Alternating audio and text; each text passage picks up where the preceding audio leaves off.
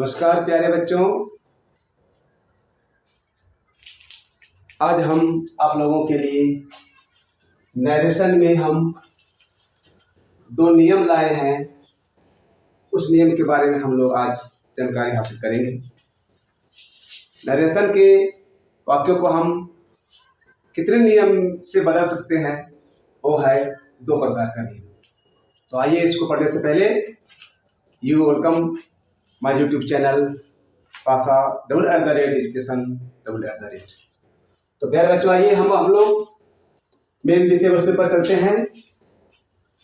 तो नरेशन को हम दो नियम से बदल सकते हैं, बना सकते हैं। और नियम है, पहला रूल है जनरल रूल और दूसरा रूल है स्पेशल रूल। इन दोनों के सहारे हम नरेशन के वाक्यों को हम लोग बना सकते हैं। तो आइए हम लोग पहला पढ़ते हैं जनरल रूल्स के बारे में कि है क्या। जनरल रूल्स उसे कहते हैं जो सभी प्रकार के वाक्यों के साथ लागू किया जाता है या लागू होता है, उसको क्या बोलते हैं, जनरल रूल्स। और स्पेशल रूल्स वो है वैसे वाक्य जो भिन्न भिन्न होते हैं और नियम भी उसका अलग अलग होता है, भिन्न भिन्न होता है, वो हो जाता है स्पेशल रूल्स। तो अभी हम लोग पढ़ेंगे जनरल रूल्स के बारे में। जनरल रूल्स 3 वर्गों में बांट दिया गया है। जनरल रूल्स को 3 वर्गों में बांट दिया गया है। पहला नियम है या पहला में है चेंज ऑफ पर्सन, दूसरा में है चेंज ऑफ टेंस और तीसरा में है change of other part of speech. तो जनरल रूल्स में हम 3 प्रकार का नियम पढ़ेंगे। पहला है जनरल रूल्स, उसमें है हम लोग का चेंज ऑफ पर्सन। तो इसी के बारे में हम लोग आज पढ़ेंगे कि इसके द्वारा हम कैसे बदलते हैं। तो आइए देखते हैं इसका सूत्र क्या है। यहाँ आप लोग देख रहे हैं एक चार्ट बना हुआ है। इस चार्ट में लिखा हुआ है पहला खन्ना में 1, दूसरा में 2, तीसरा में 3। उसी प्रकार नीचे के खन्ना में लिखा हुआ है SON। अब 1 2 3 सन, इसको पढ़ते हैं हम 1 2 3 सन। ये 1 2 3 सन क्या है, क्या बताता है, तो इसके बारे में हम लोग पढ़ेंगे।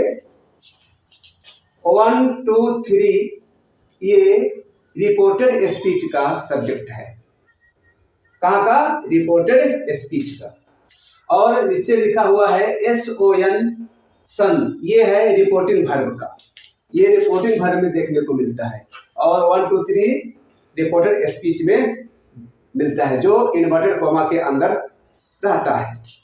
तो आइए इन सबों का माने और संबंध एक दूसरे से क्या है, इसके बारे में हम लोग जानें।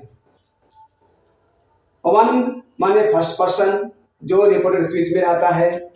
2 माने सेकंड पर्सन जो रिपोर्टेड स्पीच में रहता है। 3 थर्ड पर्सन जो रिपोर्टेड स्पीच में रहता है। यानी रिपोर्टेड स्पीच का ये तीनों सब्जेक्ट है। अब आइए नीचे एस जो सब्जेक्ट है रिपोर्टिंग वर्ब में रहता है। ओ ऑब्जेक्ट है जो रिपोर्टिंग वर्ब में रहता है। और एन का माने होता है नो चेंज।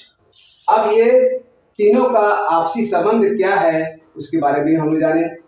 अभी हम लोग क्या देखें, 1 first person of reported speech, second person of reported speech, third person of reported speech. S subject of reporting verb, O object of reporting verb और एन नो चेंज। अब ये आपस में क्या संबंध रखता है, उसके बारे में हम लोग अब देखेंगे।